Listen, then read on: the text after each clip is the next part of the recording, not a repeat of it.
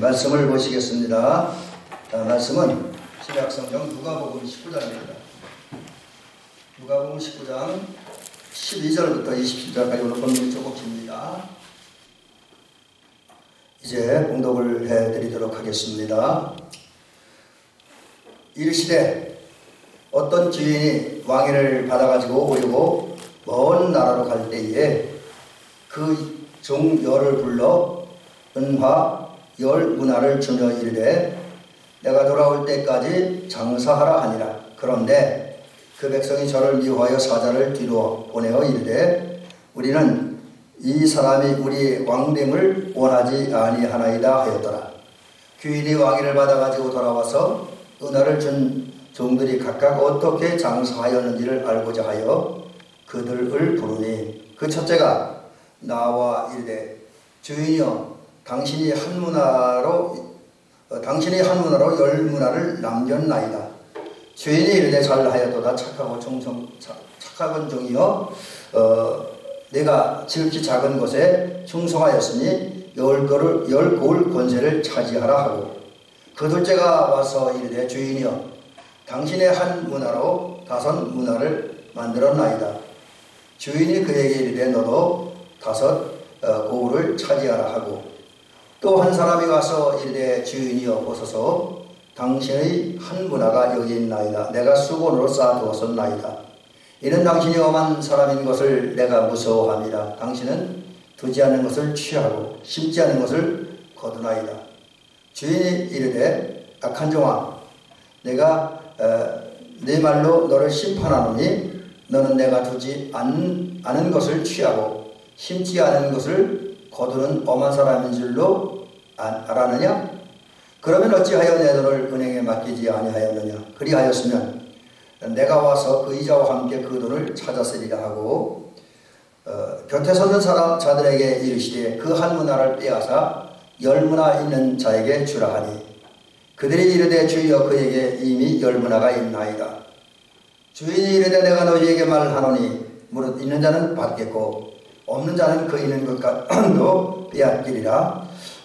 그리고 내가 왕됨을 원하지 아니하던 저 원수들을 이리로 끌어다가 내 앞에서 죽이라 하였느니라. 아멘. 오늘 우리 이제 2023년도 마지막 주일 송년주일입니다. 한 해를 잘 마무리하고 새해를 준비하는 마음으로 부유와 빈곤의 갈림길, 이란 제목으로 말씀 전해드리면서 은혜 받으려고 합니다. 자, 오늘 그럼 그 비결을 좀 찾아봅니다.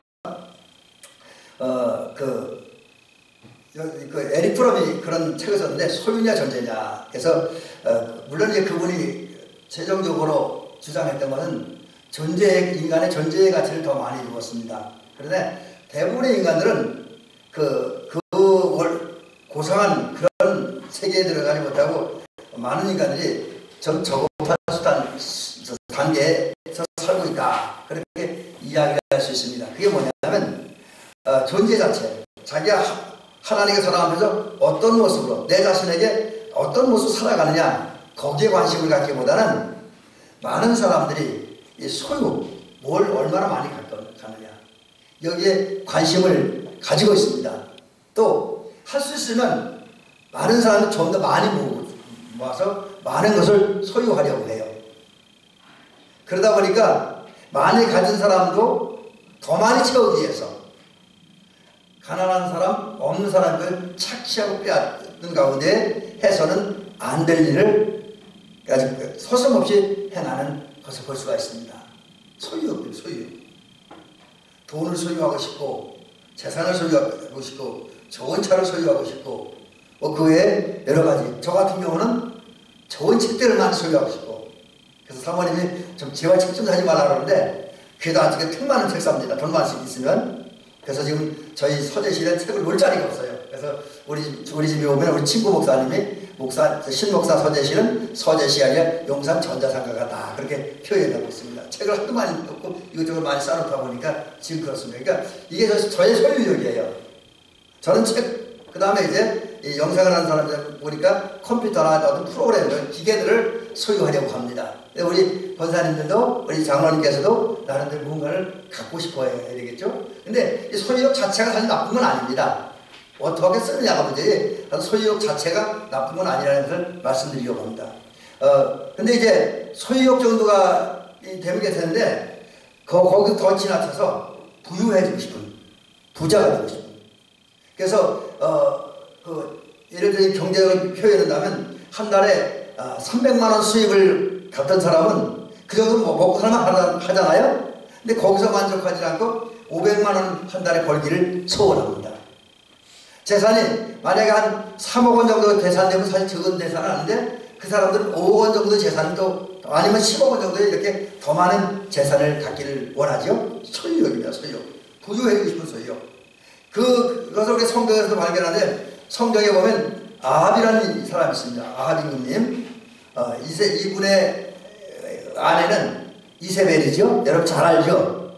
근데 여러분 그 이스라엘 역사에서 이제 요 아합 임금님 시대가 북왕국 이스라엘 나라가 괜찮은 시대였어요.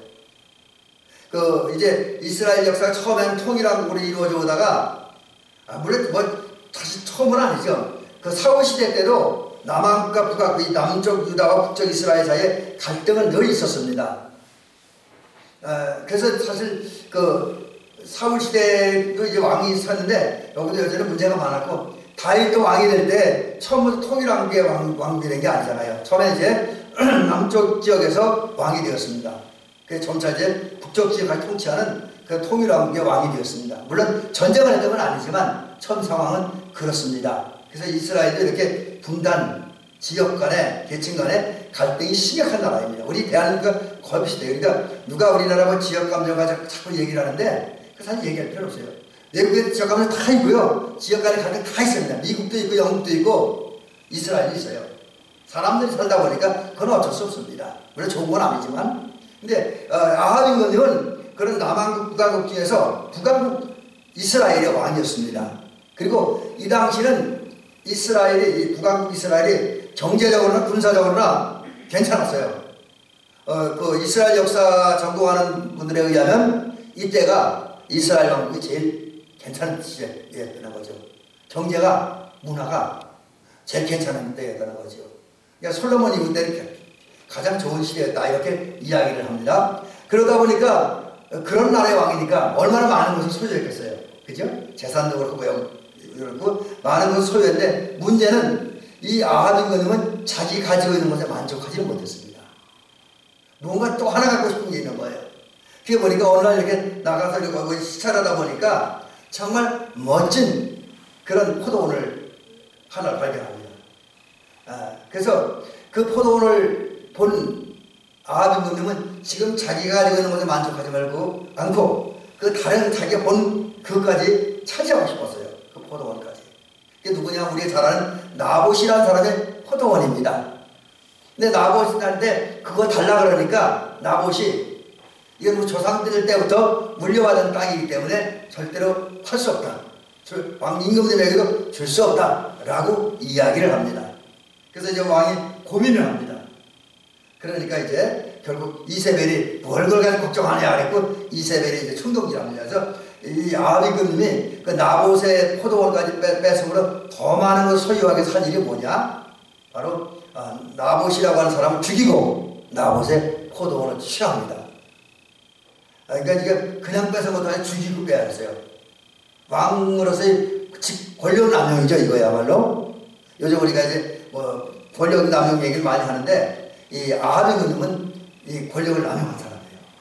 그래서 사람을 죽이기까지 했습니다. 이게 뭐냐? 소유욕을 채우기 위해서. 더 많은 것을, 자기가 원하는 것을 더 많이 소유하기 위해서 그렇게 한 것이죠. 여러분, 근데 이게 아합만의 일이겠습니까? 인간은 욕망이 있습니다. 조금 전에 말씀드린 더 많은 것을 가지고자 하는 그런 욕망들이 있습니다. 이러한 인간들은 그 욕망을 채우기 위해서 애씁니다. 그래서 예를 들어서 경제 분야에 관심 있는 사람들은 하루아침에 부자가 될 수 없잖아요. 그죠? 또 많은 정보를 갖고 싶은 사람은 정보를 갑자기 많은 정보를 갈 수 없잖아요. 좋은 기술을 갖고 싶은 사람은 어느 날 갑자기 좋은 기술을 갖는 게 아닙니다. 적어도 뭔가 좋은 것을 가지려면 그만한 노력이 필요합니다. 그래서 자기가 얻고 싶은 것을 차지할 수 있는 방법을 공부합니다. 어떻게 해야 부자가 되느냐, 어떻게 해야 훌륭한 기술자가 되느냐, 어떻게 해야 유명한 가수가 되느냐, 이것 때문에 열심히 공부해요. 연습하죠, 연습. 그리고 공부하고 그것이 몸에 터득되기 위해서 피눈물 나게 훈련을 합니다. 여러분, 공부하고 훈련은 저는 다르다고 생각을 합니다. 공부는 자기 열심히 공부해서 열심히 책을 읽고 배우고 들어서 자기가 이루고자 하는 그 목표를 설정한 다음에 그 목표로 가는 길을 발견하는 거예요. 근데 여러분, 목표로 가는 길을 발견했다고 해서 목표에 가지는 건 아닙니다. 돈을 많이 버는 방법을 알았다고 해서 돈이 많이 벌어지는 건 아닙니다. 좋은 기술을 갖고 싶다고 해서, 그리고 그것을 필요한 공부를 했다고 해서 좋은 기술이 갖춰지는 게 아닙니다. 훈련이에요, 훈련. 그러다 보니까 피눈물 나는 거예요. 좋은 기술을 얻고자 한 사람은 정말 그 공부한 다음에 그 공부한 것이 자기 몸에 체득화되어서 저절로 몸을 통해서 나타나기 위해서 열심히 이제 훈련하죠. 어느 분야든지 자기가 공부한 것이 몸에 체득해서 자연스럽게 어떤 상황이 됐을 때 그것이 몸으로 표현되기 위해서는 철저한 훈련이 필요합니다. 군인들도 이 전투를 잘하기 위해서는 피눈물 나는 훈련을 해야 돼요. 그래서 우리 사격 훈련하는 사람들은 피가 나이라고 그러는데, 피가 나고 알이 베끼고 이가 가는 정도로 그 정도 심한 훈련을 해야 이제 사격도 잘하고 전쟁이 날 때 전쟁도 잘합니다. 그러니까 피눈물 나는 훈련을 했죠. 그 다음에 이제 자기가 갖고 있는 지혜와 지식과 기술을 청동원해서 자기가 목표로 하는 것을 이루기 위해서 이른 새벽부터 밤늦게까지 열심히 일합니다. 그래서 우리 장로님도 우리 권사님도 농사짓기에 필요한 것을 정보들에 대해서 지식에 대해서 여러 가지 조사를 하고 공부를 하고 또 그것에 필요한 훈련을 한 다음에 열심히 하잖아요. 저녁 늦게까지. 자, 이것이 이제 소유욕을 채우고자 하는 인간의 삶입니다. 그런데 하나님은 이러한 인간들에게 복을 줘요. 복받기를 원하는 사람은 복받기 위한 일들을 해야 돼요. 자, 그래서 우리 인간들이 조금 전에 말씀드린 것처럼 자기가 소유하는 것을 소유하고 싶은 것을 자기 것을 만들기 위해서 열심히 공부하고 열심히 훈련하고 열심히 일을 합니다. 그런데 하나님은 이러한 인간들에게 복을 줍니다. 일하는 인간들에게 복을 줘요. 자, 우선 성경에 보니까 하나님은 아브라함에게 복을 주셨잖아요. 근데 이건 물론 철저한 하나님의 계획과 역사에 의해서 이루어졌지만 아브라함에게도 이걸 받을 만한 그 뭔가 있었잖아요. 그 믿음입니다. 바랄 수 없는 중에 바라고 믿을 수 없는 중에 믿었다는 것이 아브라함의 믿음이었다라고 로마서 4장에서는 증언하고 있습니다. 사라가 이제 여인을 잉태할 수 없는 사라는 여인이 아들을 잉태할 수 없는 그런 상황임에도 불구하고 아브라함은 믿었어요. 이제 그런 노력들이 있었기 때문에 하나님께서는 아브라함의 복을 주시되 100세에 이삭이라고 하는 아들을 주셨고, 사실 우리 성경에는 자세히 읽어보자면 그렇게 여러분 발견하기 쉽지 않은데 그 이삭이 그 사라가 이삭을 낳은 사라가 죽잖아요. 그리고 그때 아브라함 나이는 적어도 제가 정확한 것은 조사해보지 않았지만 적어도 150살 이상은 됐을 거예요. 그런데 그 뒤에 아브라함은 또 다른 여자와 결혼을 합니다. 그리고 아들을 낳아요. 그드라라고 하는 여인하고 결혼해서 아들을 낳습니다. 그래 이렇저렇 해서 전부 아들을 낳은 걸 보니까 아브라함, 이스마엘 해서 모두 7명의 아들입니다. 7명의 아들을 둬요. 그러니까 하나님은 아브라함에게 자녀의 복을 주시는데 100세 이상을 줬고 그 후에 아들 7을 주셨습니다. 그 후에 이제 다시 아들 주셔서 모두 7명의 아들이 주셨습니다. 그 다음에 재물의 복도 주셨는데 그 조카 롯하고 헤어져야 할 정도로 많은 양을 주셨어요. 양이 너무 처음에는 조카 롯과 함께 같이 이렇게 지냈는데 양을 치면서 지냈어요. 목자로서. 근데 그 양이 너무너무 늘어나니까 같이 도저히 있을 수가 없어. 양들은 많고 거기에 비해서 물이나 풀이 적기 때문에, 목장이 적기 때문에 어쩔 수 없이 헤어질 정도로 많은 이제 그 양을 줬습니다. 재산 경제가 엄청 좋죠. 재산이 많았다는 거죠. 재물의 부자가 되었습니다. 또 그 다음에 창세기에 보면 그 개인적으로 이 아브라함은 돈이 있고 권력이 있으니까 개인 군사를 키웠습니다. 정확히 그 숫자는 알 수 없어요. 근데 그 조카 롯이 이제 북왕국의 포로로 끌려갈 때 군대를 동원해서 갔는데, 그때 그 군대가 누구 군대가 하면 자기가 길 군대예요. 근데 그 군대 400명을 거느리고 가서 이제 북조연합군을 물리치고 이제 그 조카 롯을 붙이러 옵니다. 근데 그때 내리건 군사가 400명인데 우리가 추측할 때 그 조카를 붙이러 갈 때 자기 사정을 다 데리고 갔겠습니까? 아마 일본만 데리고 갔을 것이라고 추측이 되어집니다. 그래서 제가 그 전에 창세기 한참 이렇게 강의하다가 자료를 보다 보니까 아브라함 가정에 약 1000여 명의 개인 군사들이 있었다, 그렇게 얘기해요. 이거는 뭘 얘기하냐면 아브라함이 그만큼 하나님의 복을 받아서 권력도 있었고 권세도 있고 돈도 있었고 영향력이 있는 사람이었다라는 것이죠. 이렇게 하나님은 아브라함에게 또 그 외 많은 믿음의 사람들에게 또 하나님의 사람들에게 큰 복을 주셨습니다. 근데 아브라함에게 큰 복을 주셨던 하나님은 오늘은 우리에게 복을 주신 것을 믿으시기 바랍니다. 오늘 우리에게도 복을 주세요. 그래서 우선 우리의 복 주시기 위해서 하나님의 그 전제 조건이 뭐냐면, 하나님은 우리가 살면서 필요한 것이 뭐냐, 우리가 뭘 바라보냐. 그래서 제가 욕망이라고 표현했는데 우리 갖고 싶어하는 것이 뭐냐, 우리 꿈이 뭐고 우리 소원이 뭔지를 우리 하나님은 정확하게 아십니다. 내가 나를 아는 것보다 하나님은 나를 더욱 정확히 아십니다. 우리 필요, 우리 소원, 우리 욕망을. 근데 아시는 것으로 끝나는 것이 아니라 그것을 아시는 주님은 하나님의 방법으로 하나님에 대해 적절하게 우리의 필요와 욕망을 채우십니다. 소원을 채우셔요. 구체적으로 하면 영적으로는 우리 신앙을, 은사를, 능력을, 또 어떤 정신적인 면에서는 우리에게 지식을 주고 지혜를 줍니다. 그리고 경제적으로는 물질 주시죠.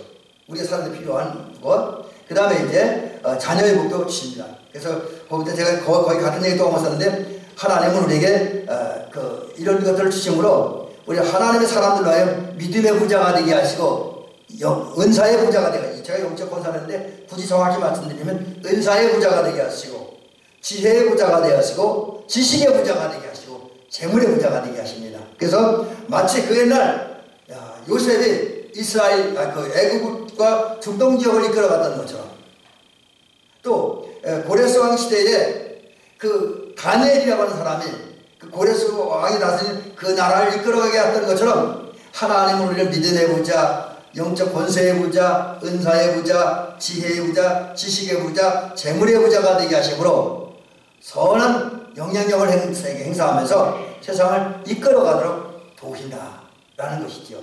이게 하나님 우리에게 주신 복입니다.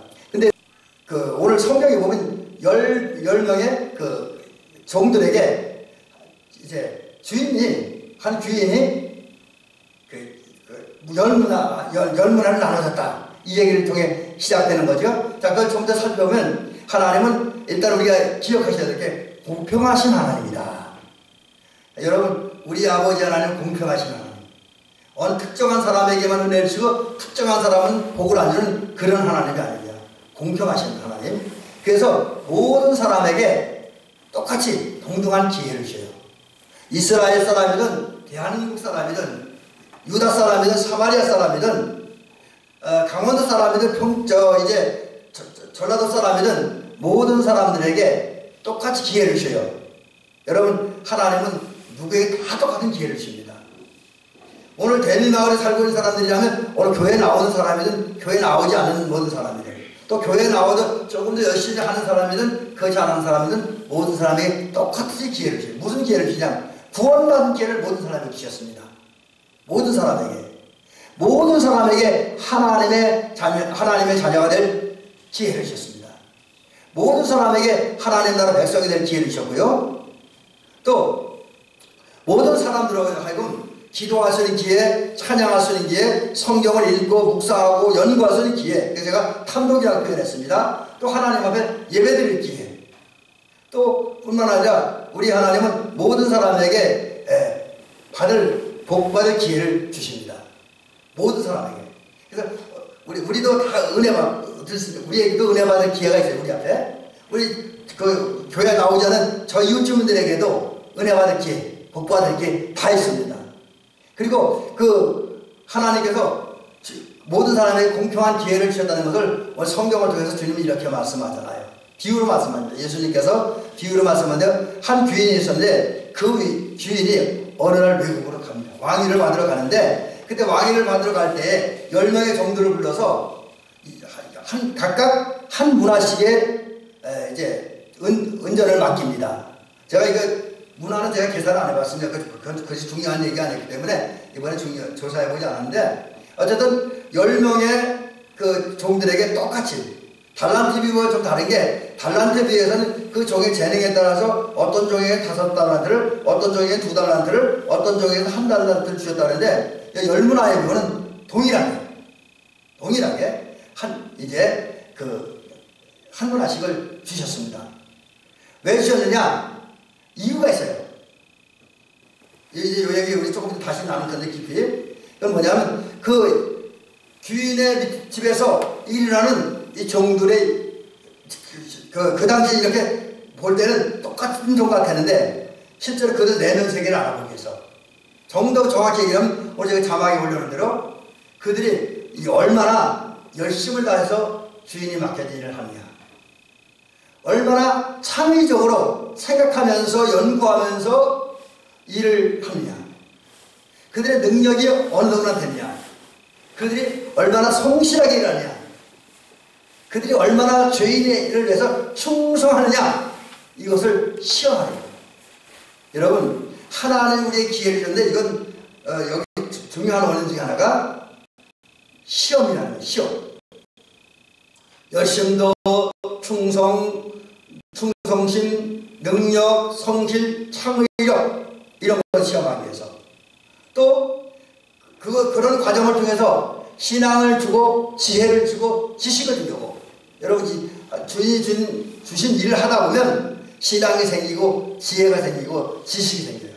이것을 주기 위해서 했고 또 모든 사람들에게 사명 할 일을 주기 위해서 이제 문화를 지었다는 거죠. 그 다음에 그 뒤는 그 과정을 다 통과한 사람들이 열심을 다한 사람들에게 인정해주고 칭찬해주고 상을 주고 그리고 최종적으로 그 모든 것에서 은혜와 복과 상을 주기 위해서 이제 그렇게 종들에게 각각 한 문화씩 이제 은전을 맡겼다라는 것이죠. 자, 하나님은 우리에게도 기회를 주십니다.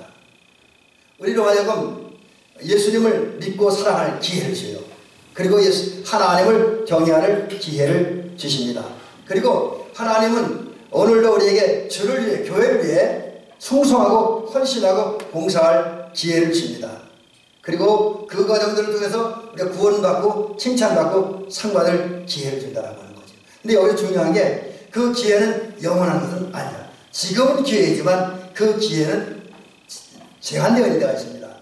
하나님이 주신 각종 은혜를 받을 수 있는 기회는 지금입니다. 우리 살아있는 동안만 그 기회는 유효한 거죠. 우리가 세상 떠나면 그 기회는 사라집니다.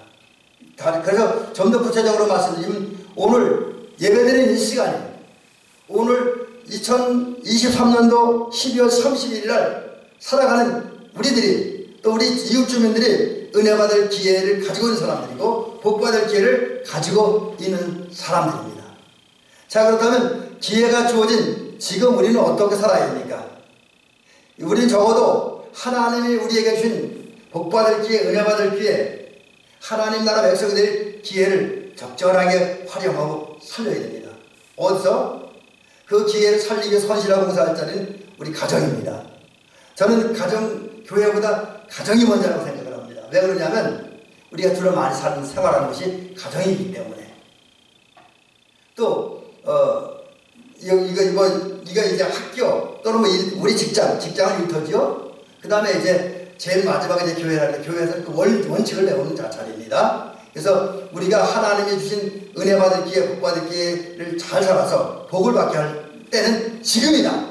우리 가정이다. 라는 것이죠. 우리가 머무르는 것, 살아가는 삶의 현장에 우리가 복 받기 위해서, 은혜 받기 위해서 일하고 헌신해야 될 자리라는 거죠. 자, 그 다음에 이제, 이렇게 기회를 주신 다음에 하나님께서는 반드시 그에 대한 보상을 하셔요. 그래서 그게 회개하고 심판한다는 거죠. 우리 하나님은 사랑과 은혜의 하나님이지만 거룩과 공의의 하나님, 또 여기 오늘 본문과 연결시켜서 볼 때는 하나님은 하나님의 때에 예리하고 정확하고 무섭게 심판하는 하나님이다 라는 것이죠. 뭘 심판하느냐? 주님이신 사명 일 직책에 얼만큼 충성하고 얼만큼 성실하게 일했느냐, 얼만큼 열심히 일했느냐를 점검해요. 심판 점검입니다. 평가입니다. 그리고 그에 대한 대가를 지불하는 게 심판이죠. 예수님은 그 사실을 이렇게 말씀하잖아요. 오늘 본문에 보면 한 귀인이 이제 출타해서 왕위를 가져갖고 집으로 돌아왔습니다. 그리고 이제 10명의 종들을 불러놓고 어떻게 일했는지, 얼만큼 열심히 일해서 얼만큼의 이익을 남겼는지를 점검하고 평가하고 그에 대한 보상을 하십니다.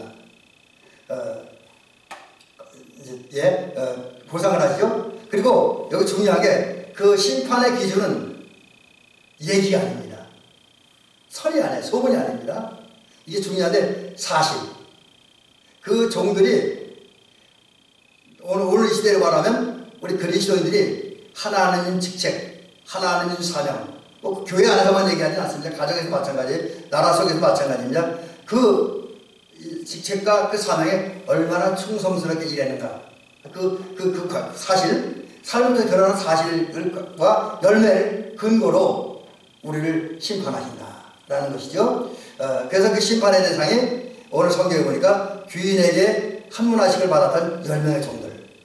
성경에서 보면, 그리고 그들에게 이제 심판하시고, 그리고 이제 날카롭게 보상하신다라는 것이죠.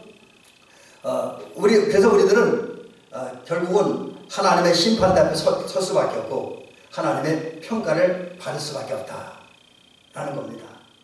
자, 그 다음에 이제 그러면, 이제 여기서 굉장히 중요한 얘기인데, 우리가 이 심판날에 부유한 성도로 평가받아야 돼요. 그날에 우리가 부유한 자로 인정받기 위해서, 또 오늘 우리가 아직 주님에게 인정받지는 받기 전이긴 하지만, 그러나 오늘 우리가 진정 부유한 자로, 여유로운 자로, 부자로 살아가는 길이 뭐냐는 거지요. 이제 우선 그 사실이 심판의 때가 되면 분명하게 드러납니다. 우리가 진짜 부자였는지 가난한 사람이었는지 분명하게 드러나요. 그리고 그에 대한 대가도 분명히 이제 지불받음으로 그날에 부유한 자, 빈곤한 자가 드러납니다. 그것이 결정된 심판의 날에 있는 모습을 오늘 성경은 이렇게 얘기하잖아요. 이제 귀인이 돌아와서 심판할 때에 그 첫째 종이 나와서 보고를 합니다. 주인이여, 당신이 한 문화로 10문화를 남겼습니다. 이렇게 보고를 해요. 그리고 둘째 종이 또 보고를 하지요. 둘째가 와서 이렇게, 주인이여, 당신 한 문화로 5문화를 만들었나이다. 이렇게 얘기했죠. 여러분, 여기에서 뭐 길게 설명할 건 없고, 딱 한 가지 지적한다면, 10문화 받은 종, 5문화 받은 종은 이제 열심히 일했어요. 열심히 일했고, 그래서 저 순서를 바꿔놓긴 했습니다. 주인에게 보고할 때 열심히 일한 자기의 삶의 모습을 보고를 해요. 그리고 그 결과 자기들이 남긴 이익. 한 종은 10문화를 남겼다. 10문화를 만들어 왔다. 9문화 남긴 거죠. 한 종은 5문화, 4문화를 이익을 남긴 거죠. 그걸 보고를 합니다. 이게 심판대에 보고를 하죠. 반면에 다른 한 종은 이렇게 얘기해요. 주인이여, 보소서 당신의 한 문화가 여기 있나이다. 내가 수건을 싸두었었나이다. 이는 당신이 엄한 사람인 줄 것을 내가 무서워함이라. 당신은 두지 않은 것을 취하고 심지 않은 것을 거두나이다. 이렇게 얘기를 하죠. 자, 이 보고를 통해서 지금 주인은 한정은 뭘 얘기하냐면 자기가 실패한 걸 얘기해요. 근데 실패가 뭐냐? 일하지 않은 거. 일하지 않아서 또 일하지 않았고 왜 일 안 했냐? 우선 일하기 싫었어. 게을러서 놀고만 싶었어요. 대충 살고 싶어서. 그래서 그 사실을 보고할 수밖에 없습니다. 근데 여기서 더 좀 문제가 되는 건 이거는 일하지 않은 자기 잘못이 주인 잘못이 아니거든요. 근데 주인을 탓해. 당신은 엄한 사람이다. 그러니까 자기가 일하지 않은 건 내 잘못이 아니라 주인이 너무 무서워서 혹시 잘못되면 혼날까봐 두려워서 일을 하지 못했다 하면서 주인 자기 잘못을 탓하지 않고 주인에게 모든 잘못을 돌리고 있습니다. 자, 이런 보고를 할 때 그 주인이 어떻게 반응을 합니까? 오늘 성경에 보니까 첫째 종과 둘째 종을 향해 주인이 얘기하잖아요. 착한 종이요, 내가 지극히 작은 것에 충성하였으니 한 종에게는 10고을 권세, 한 종에게는 5고을을 다스리는 권세를 주겠다. 주인은 한마디로 말해서 성실하게 최선을 다해 일했고 그 결과 적절한 이익을 남긴 종들을 칭찬하고 막강한 권력을 주십니다. 근데 악하고 게으른 종에 대해서 뭐라 그럽니까? 악한 종아, 내가 내 말로 너를 심판하노니 너는 내가 두지 않은 것을 취하고 그 다음에 거두지 않은 것을 거두는 엄한 사람인 줄 알았느냐? 그 다음에 또 그 옆에 있는 사람에게 그렇게 얘기해. 곁에 있는 자들에게 이르되 그 한 나라를 빼앗아 열무나 있는 자에게 주어라. 그 다음 제가 여기 기록을 하는데 맨 마지막 저기 보니까 이들이 그 주인이 왕 되는 걸 좋아하지 않았어요. 전부 죽여버려야 하잖아요. 그래서 결국 지금 주인은 이 악한 종을 이렇게 책망하죠. 일하지 않은 종, 게으른 종을 이 잘못된 생각과 게으름, 나태함, 일하지 않는 것을 책망하고 있는 것을 빼앗아서 다른 사람에게 주고 또 제가 여기 기록하지 않았지만 그 사람들을 사육시켜버리는 그런 모습을 볼 수가 있습니다. 이 말씀을 보면서 깨닫는 게 뭐냐? 결론 부분이 이 부분인데 가장 중요한 부분입니다. 앞에 말씀 다 잊어버려도 괜찮아요. 이것만 기억하시기 바랍니다. 우리 대미교 성도님들이 살아갈 때나 최후 심판 때 진정한 부자가 되려면 어떻게 했냐? 주어진 기회, 오늘 우리는 내 개인적인 사명이 여러분이 가지고 있는 직업입니다. 또 가정에서는 여러분이 가정에서의 아내, 남편, 엄마, 아버지로서의 역할, 할아버지, 할머니로서의 역할에 최선을 다해야 됩니다. 주어진 기회에 자기 일과 사명에 충성해야 됩니다. 성실하게 일해야 됩니다. 열심히 일해야 됩니다. 최선을 다해 일해야 됩니다. 그러면 이 땅에 사는 동안도 부유하게 사는 것. 결과, 성과, 그건 2차 문제입니다. 최선을 다해 살아가느냐, 열심히 살아가느냐, 성실하게 살아가느냐, 그러면 그 사람은 부자로 살아가는 거예요. 심판대 앞에서 그런 부자로 인정받습니다. 그러나 반대로 궁핍해지고 가난해지는 원인은 뭐냐? 게으르고 두려워서 일하지 않는 거. 일하지 않는 거. 그게 이제 우리를 비극과 불안으로 만드는 거죠. 이제 결론은 이렇게 말씀드리고 오늘 말씀을 마치려고 합니다. 여러분, 우리는 영적으로, 경제적으로, 지적으로 여러 가지면서 부유한 성도들이 되어지시기를 원합니다. 올해도 여러분의 삶을 여러분이 평가해 봤을 때 나 올해 부유한 자 살았구나 라는 평가를 내릴 수 있기를 주의 이름 간절히 부탁드립니다. 그리고 내년의 삶도 우리 대미교 성도들은 진정으로 영적인 부자, 경제적인 부자, 지적인 부자, 삶의 부자가 되어주시기를 주의 이름으로 간절히 부탁드립니다. 그러기 위해서 하나님이 주신 기회, 복받을 기회, 은혜 받을 기회, 성공할 기회, 열매 맺는 기회인 지금 이 순간을 선양하고 활용해야 됩니다. 기회는 지금이니까 우리 지금 정말 맡겨진 사명을 위해서 또 내가 해야 할 일을 위해서 충성하고 최선 다해 성실하게 부지런히 일을 하시기 바랍니다. 그래서 이 땅에서도 부유한 자로 살아가고 주님의 심판대 앞에 섰을 때 부유한 자로 인정하는 저와 여러분 되어주시기를 주의 이름으로 축원합니다.